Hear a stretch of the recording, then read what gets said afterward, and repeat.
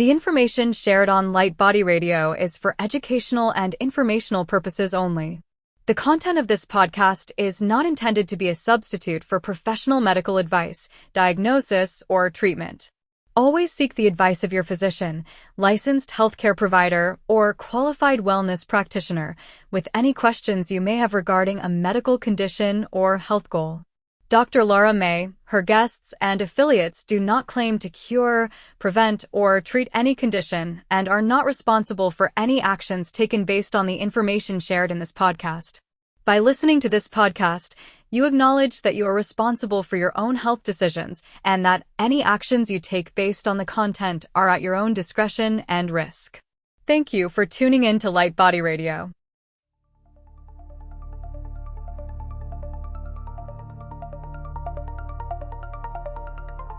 Welcome to Light Body Radio, where science meets soul and healing gets multidimensional. I am your host, Dr. Lara May, functional medicine pharmacist, master intuitive Reiki channel, and certified life and health coach. Here we decode root causes, transmute stuck energy, and empower your full spectrum healing journey, body, mind, and light body. This isn't just wellness, it's awakening, grounded in science, guided by spirit, and designed for your evolution. Let's rise and radiate. Welcome to the next level of you.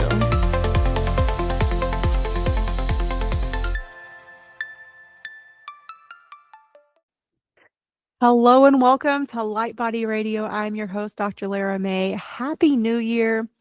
Welcome to our first Wellness Illuminated episode of 2026. I hope everyone is doing amazing, and I hope everyone's excited for a new year. So I want to sort of lay the groundwork for this episode. I want us to think about this as a threshold moment and an opening. It is not about resolutions, and it's not about fixing ourselves. And it's definitely not about hustling harder just because the calendar changed a day. Today's episode is an activation, a moment to consciously step into the energetic architecture of your year, of your 2026. So before momentum, obligation, and noise try to claim it for you, we are going to open 2026 the way I was feeling called to. So from a place of coherence, a place from nervous system nurturing, and from our souls, because how we enter our year determines how we experience it. So if you've ever noticed that January ambition fades by February, it's not because you have a lack of discipline. It's because your body, brain, and energy field were never brought into alignment from the start. And so today we're going to change that. So this first little section is just a reflection on why most New Year's collapse and why this one won't for you, hopefully. So most New Year planning happens in a state of subtle survival, fight or flight. Even if you're excited, your system may still be carrying that holiday overstimulation, that emotional residue from last year, the nervous system fatigue, the unresolved grief or disappointment from the previous year, or that cortisol-driven urgency to, quote, do better. Do better this time. You got this. Come on. But from a functional medicine perspective, this actually matters a lot. A dysregulated nervous system cannot sustain long-term healing, long-term vision and goals, even, honestly. And so, we can't create a coherent future from a fragmented present. So instead of asking, what do I want to accomplish this year? Let's begin with a far more powerful question, which is, what state am I creating from? Because creation follows our state of being, not just intention alone. Intention is powerful for sure, but it really depends on our state of being. our vibratory state. What are we feeling and how are we showing up? So let's look into that. Let's figure out what your 2026 light code, your 2026 frequency that organizes your year is going to be. It's not a list of goals, it's not a vision board. It's the tone, the identity, and the nervous system state that you choose to live in that is consistently determining how your reality looks. Excuse me. And so it has 3 core layers. The identity activation. So, who are you becoming this year? Not the improved version, not the exhausted version trying to keep up, but the embodied, regulated, and resourced version of yourself. So ask yourself these questions. And again, feel free to pause this episode as you write things down, or maybe listen to this once and then come back to it a second time to move through some of these reflection and journaling prompts. So, how do you move through your days?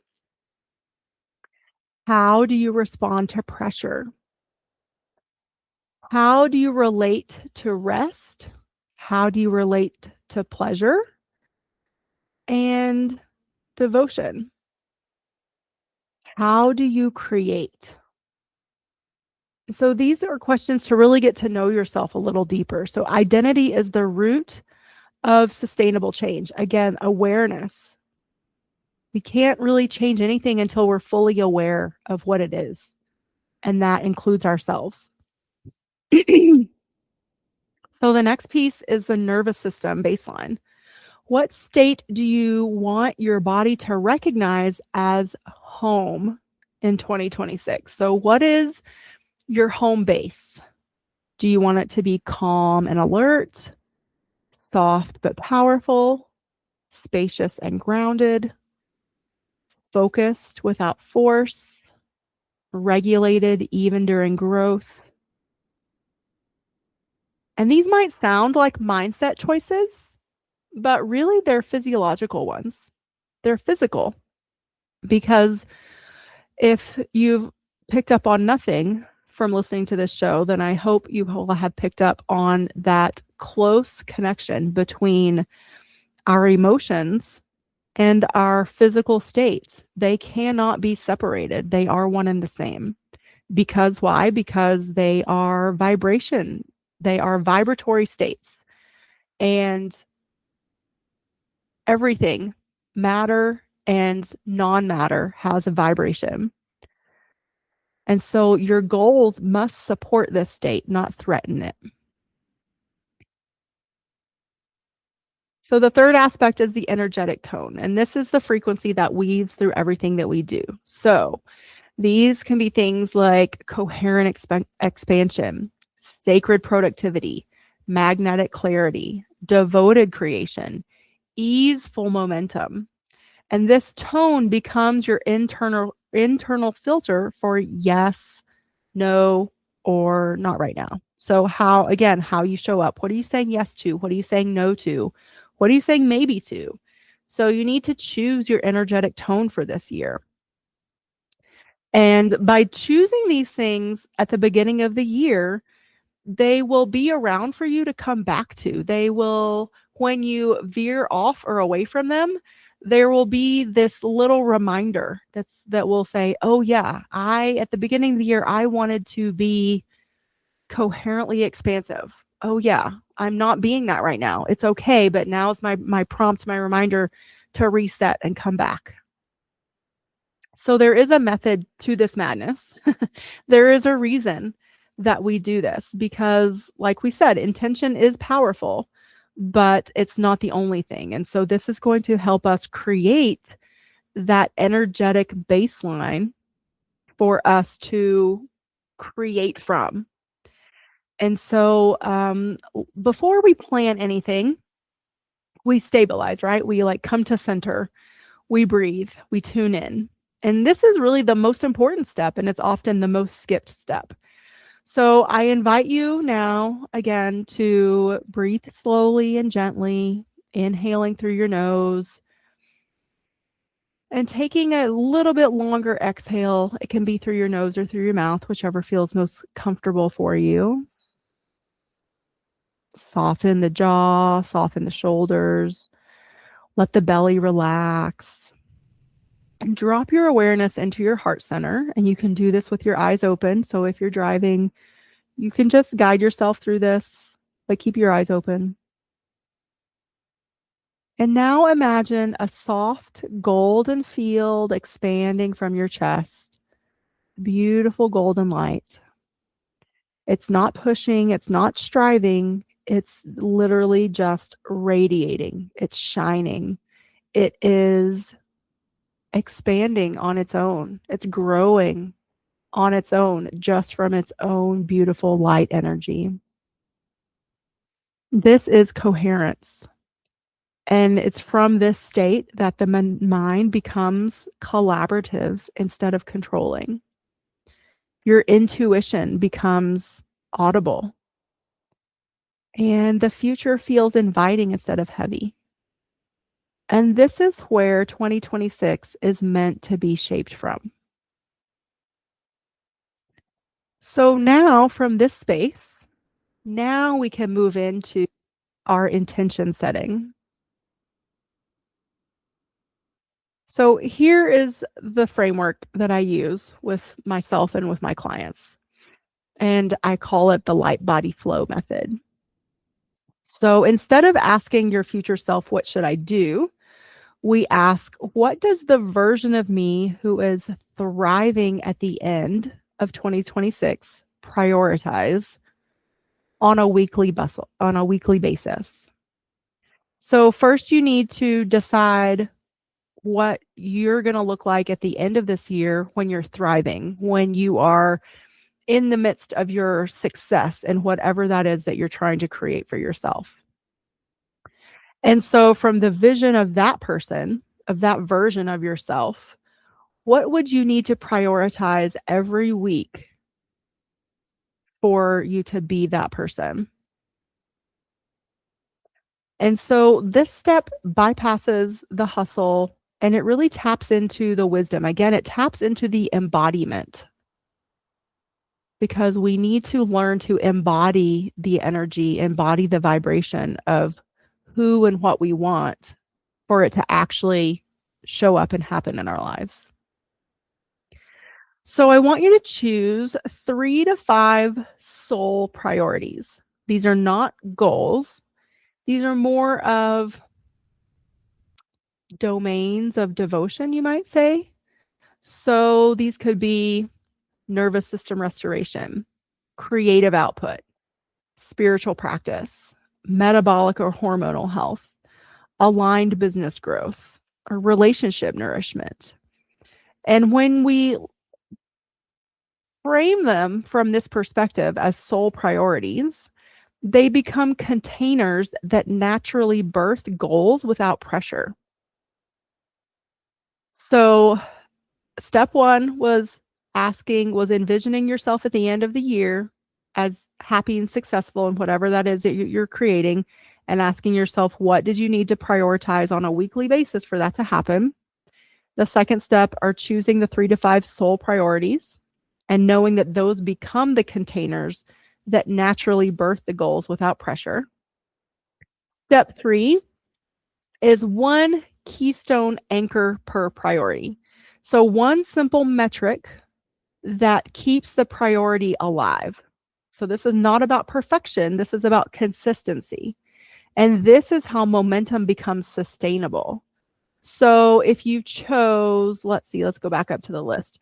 If you chose any of these, nervous system restoration, then what is the one metric that you're going to know if you do it every week that you are within the container of reaching that goal? Is it a walk? Is it meditation? Is it saying no to something, saying no to one thing per week? Maybe your goal is metabolic health, weight loss, or hormone health. What's your metric? Is it going to be, a number on the scale? Is it going to be how your clothes fit? Is it going to be how often, you moved every day or how long? Is it going to be, maybe you choose to like enroll yourself in some events to keep yourself accountable?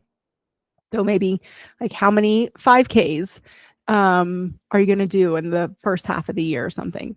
Whatever it is, maybe it's relationship nourishment. Maybe you really wanting to reconnect with your partner and put some serious time and effort into rebuilding the relationship with that loved one. So what's that metric look like? Is it how many times you reach out to that person per week? Or is it one date night per week? Or is it just saying like one nice, genuinely loving thing to that person so that they know that they are loved and supported? Whatever it is, what is your one keystone metric that will keep this priority alive for you throughout the year?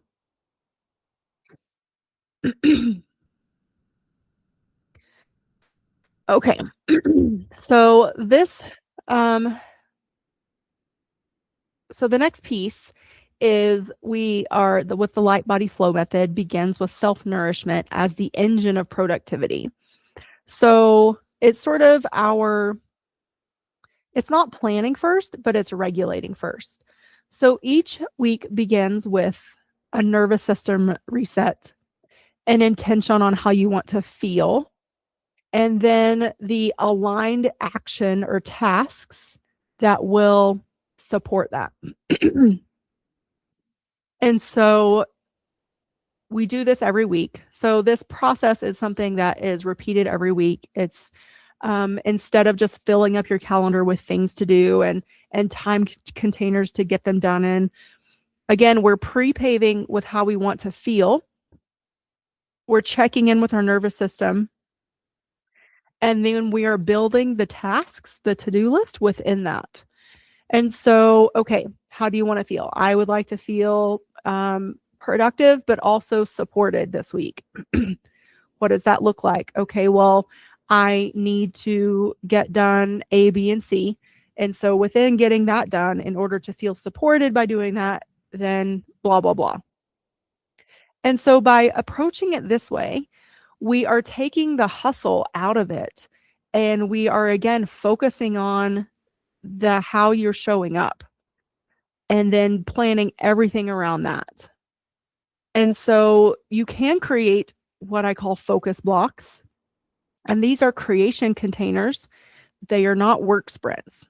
And so within these focus blocks, you pick one priority, one intention, and you just focus on that one thing, one project for that whatever block it is. I usually pick 2 hours because that's a good number for me. I can maintain my focus and my intention for 2 hours without interruption. And so maybe you're working on a book. Maybe you are, looking to create new programs, or I don't know, maybe you're trying to brainstorm like activities for your kids to do across the, container of the year. So whatever it is, just give yourself that time and just focus on the one thing, because that will actually help you achieve completion and closure more frequently and more often. And then again, that translates to what we talked about in the last episode, which was bringing that energy system back into rest and digest. And then also we want to fill in our days and our weeks with pleasure and fun and joy. And so, make sure that you plan for that stuff. Plan those date nights. Plan the alone time with your partner, whatever that looks like for you and your partner. Plan to get a sitter for the dogs or the kids, so that you can have that time container and, have that uninterrupted time together. Plan hikes, plan trips, whatever it is, put them in the calendar so that they become the priority and they don't just get blown off, and you don't fill in your calendar with other things and then say, oh, I never had time or I didn't get to this. This is a process of balancing. And so it does take intention, but again, we want to start from the question of how do I want to feel and what will get me to that place of feeling? What thoughts will get me there? What actions will get me there? And fill in all of that stuff first so that it is almost impossible for you not to get to the end result. 2026 does not need more effort from us. There is plenty of effort out there.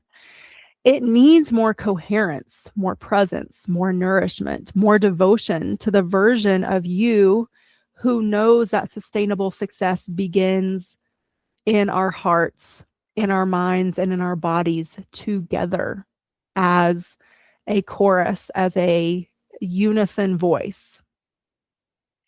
And this energetic imprint, this light code, is already alive within you.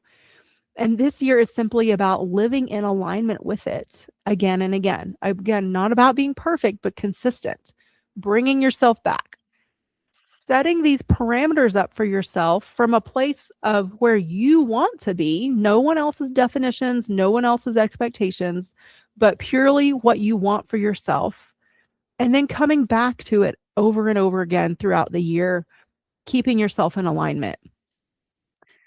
Excuse me, keeping yourself regulated, resourced, and radiant. So I hope this episode gave you some tools, some structure, a new way to approach the new year. If you love to go deeper and have better and deeper support integrating this work, you'll find me and my work at drlaramay.com. And until next time, Happy New Year, and I hope that you create from a place of coherence this year. Thank you for joining me on Light Body Radio, where functional medicine meets intuitive healing and transformation happens on every level. If this episode resonated with you, please like, share, and if you're ready to go deeper, visit drlaramay.com to book a functional medicine consultation or an intuitive healing session. Whether you need to rebalance your body, clear your energetic blocks, or reconnect with your soul's purpose, I've got you.